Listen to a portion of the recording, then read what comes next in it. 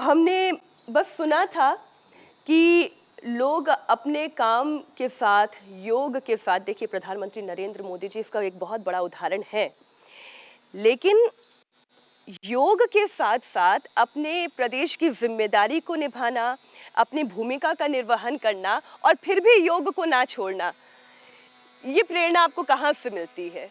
जैसा आपने नाम बताया, यशस्वी प्रधानमंत्री इसका सबसे बेहतर उदाहरण है।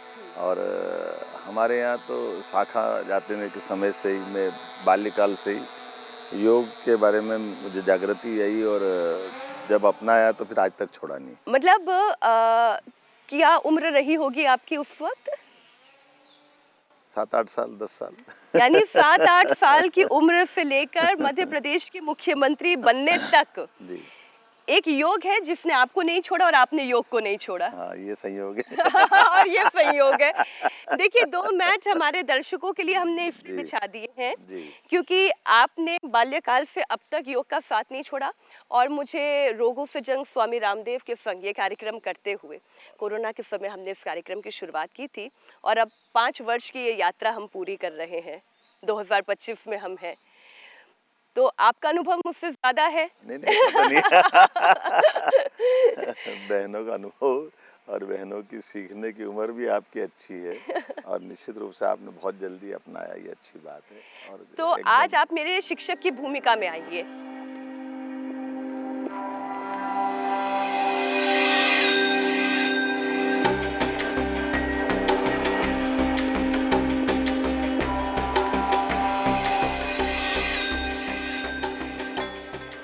देखिए, हम बैठ चुके हैं, विराज चुके हैं और अंतर्राष्ट्रीय योग दिवस के उपलक्ष्य पर ही ये पूरी वार्ता है। योग आपके लिए क्या है? योग का एक तरह से मेरे जीवन का अनिवार्य हिस्सा है। मैं प्रतिदिन कोशिश करता हूँ कि मैं जहाँ भी रहूँ योग का कुछ समय निकालूँ और मुझे इस बात का संतोष है कि अभी तक भगवान की दया से इसके करने से ना आँखों पे चश्मा, ना बीपी, ना शुगर, ना दूसरी कोई बीमारी है, बगैर दिक्कत। आजकल बीपी, शुगर ये सब तो 30-35 की उम्र की बीमारियां हो गई हैं। तो अब ये आपके सामने तो मेरे सामने मतलब 60 साल के युवा बैठे हैं। मैं ऐसा नहीं बोल सकता, लेकिन योग जब आपने करना शुरू किया था, वो एक बचपन की आयु थी। बहुत सारे योगासन करना तो बड़ा आसान होता होगा, खेल खेल में योग हो जाता होगा, लेकिन जब उम्र धीरे धीरे बढ़ रही थी और जब पॉलिटिक्स में आ गए थे आप, और मैं मेन स्ट्रीम पॉलिटिक्स की बात कर रही हूँ, बाकी कहानी पीछे मैं लेकर जाऊंगी, तो कभी ऐसा लगा कि योग के लिए समय नहीं निकाल पा रहे हैं? क्योंकि आजकल तो कोई कॉमनर भी ये कहने लगता है कि मेरे पास समय नहीं है। देखिए, अगर करना चाहे तो सारी चीज़ों को निश्चित रूप से किया जा सकता है। मैं तो मान के चलता हूँ कि चलते चुनाव में भी मैं थोड़ा समय निकालता था। तो एक कैसे? ऐसा है कि समय के एडजस्टमेंट में हम अगर इसका समय भी नियत कर लें तो हो जाता है बहुत आराम से, कोई कठिन बात नहीं। हमारे सबसे बड़े उदाहरण है माननीय प्रधानमंत्री श्रीमान नरेंद्र मोदी जी। आप बताइए, उनके कब व्यस्तता नहीं रहती है, लेकिन वो नियमित रूप से इन सारी बातों के लिए समय निकालते ही नहीं निकालते।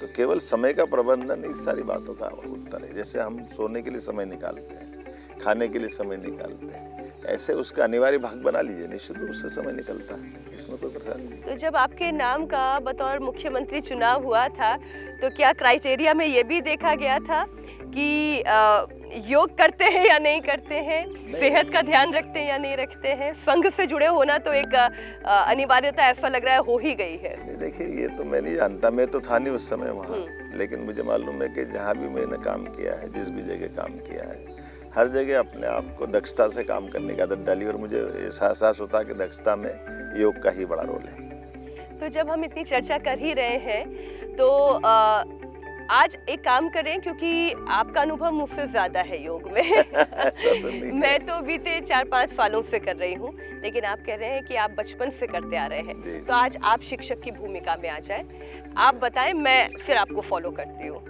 आप वैसे कौन कौन से आसन कर लेते हैं? जैसे थोड़ा सा आपको जो रुचि का हो। मैं एकदम से एक आज तो नहीं सिखाने पाऊंगा। मंडूकासन है, योग मुद्रासन है, वक्रासन है, गोमुखासन है।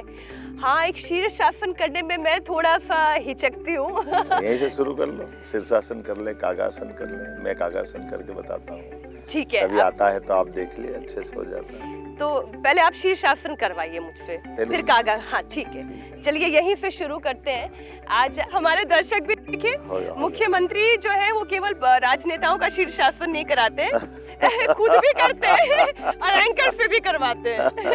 ठीक है, तो हाथों का बैलेंस होना चाहिए। हाथों का बैलेंस, सिर को इसका सहारा दिलाइए, सिर को सहारा। हाँ, और आप अपनी तरफ से थोड़ा सा बैलेंस करेंगे तो हो जाएगा बहुत अच्छा।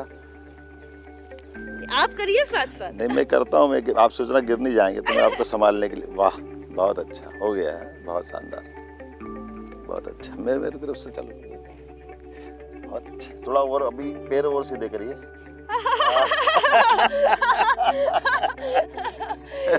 चलिए एक प्रयास और। अब मेरे को देखिए, एकदम स्ट्रेट आइए। हाँ। ऐसे करके। अरे वाह, तो आप कितनी देर रुक जाते हैं शीर्षासन में? आप कितनी देर चाहिए आपको? चलिए आज देख ही लेते हैं। जी अब कुछ बेहतर हुआ भाई, कैमरा ही पकड़ेगा अब तो। जी जी।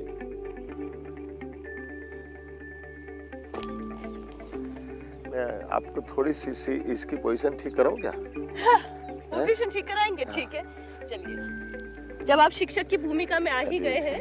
जी हाँ, आप लाइए पैर दोनों, बस इसको थोड़ा सा, बहुत अच्छा। पर मैं गिरने वाली हूँ। नहीं गिरेंगे, बिल्कुल आप आराम से करेंगे।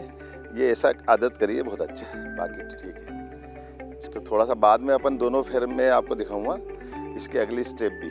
देखिए आप बहुत आराम से कर रहे हैं, बहुत आराम से कर रहे हैं।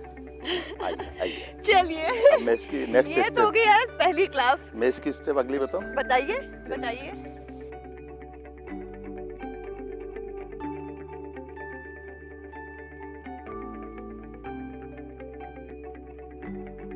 ये स्ट्रेट है जी, क्या बात है। और ये केवल नियमित अभ्यास से ही हो सकता है।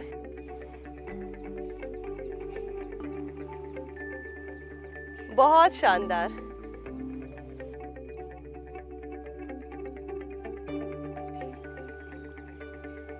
क्या बात है। आप पद्मासन भी कर लेते हैं इसमें? आपके सामने। जितना हो गया।